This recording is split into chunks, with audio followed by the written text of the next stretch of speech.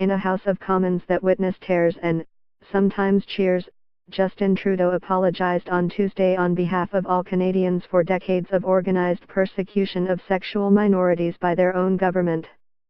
At times wiping tears from his eyes, the Prime Minister told a somber House of Commons, "Over our history, laws and policies enacted by the government led to the legitimization of much more than inequality. They legitimized hatred and violence, and brought shame to those targeted.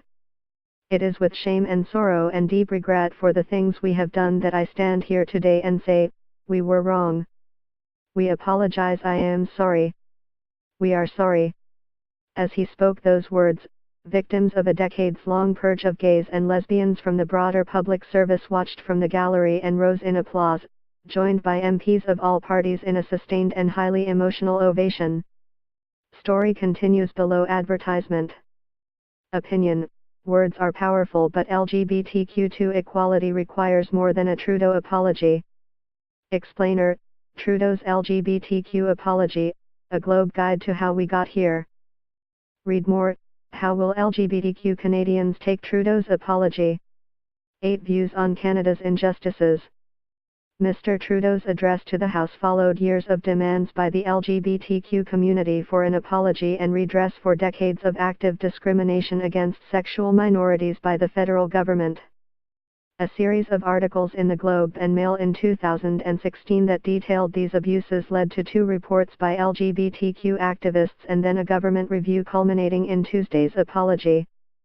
From the 1950s to the early 1990s, officials sought to identify and eliminate from the ranks of the public service, military, RCMP and intelligence agencies people who were suspected of being homosexual. In most of those years, people were criminally convicted of offenses, such as boogery and gross indecency, under laws that violated principles of individual rights and freedoms. These aren't distant practices of governments long forgotten, Mr. Trudeau said. This happened systematically, in Canada, with a timeline more recent than any of us would like to admit. Story continues below advertisement. Story continues below advertisement. The apology had unanimous support within the House. The government must not deny the dignity or freedom of those citizens that seek to make Canada a better place, Opposition Leader Andrew Scheer told the House, although some chairs on the Conservative backbench were empty. The government's commitment included the official announcement of an agreement in principle settling a class action lawsuit brought by people who had been purged from the broader federal public service because they were homosexual.